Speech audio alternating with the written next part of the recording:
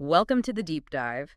Today, we're getting into something pretty fascinating. Sports betting providers. Yes, specifically how they stay profitable, Hmm. regardless of who actually wins the game. Right. Lots of people wonder about that. So our mission today is really to unpack their business model. Exactly. We want listeners to understand how it works, but also maybe shift how they think about placing a bet themselves. Because the key thing, really, is that these providers aren't gamblers in the same way bettors are. They're bookmakers. hmm And that means they operate with a built-in mathematical advantage.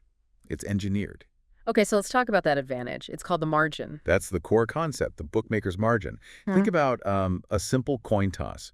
Truly, it's 50-50 odds for heads or tails. 50-50, even money you'd expect. But a betting provider won't offer you even odds. They might set it up so the odds reflect, say, a 48% chance for heads and 48% for tails. So that gap, that missing 4% in total, that's their cut. Precisely, that's the margin. And yet 2% or so on each side might seem small for one bet. But scale it up. Exactly. Scale it up across thousands, millions of bets, huge numbers of people.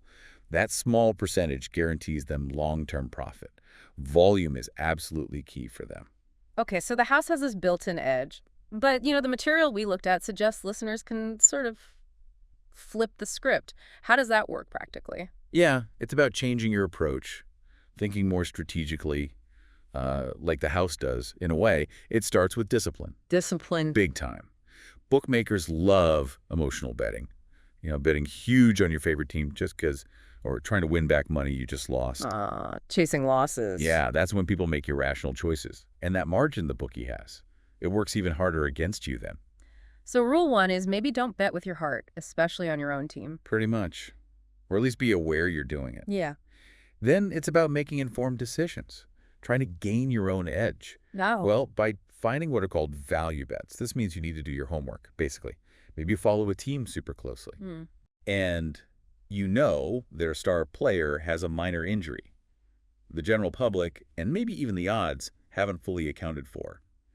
Your deeper knowledge suggests the odds might be slightly off. So you think the probability of something happening is different, maybe higher, than what the offered odds imply? Exactly. That's a potential value bet.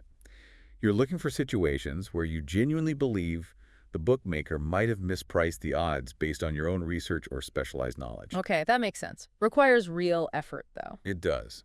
And the final piece is smart bankroll management. This isn't lottery tickets. It's not about one big score. Right, not putting half your funds on one game. Definitely not. It's about betting small, consistent amounts. People call them units. The size of your bet should reflect your confidence level and the value you see, not just a random guess or a hunch. So bet sizing becomes strategic, too. Very much so. It's about managing risk and playing the long game rather than going for broke on single events. So putting it all together, it's really a fundamental perspective shift, isn't it? Moving from just casual entertainment to something more calculated. I think that's a good way to put it.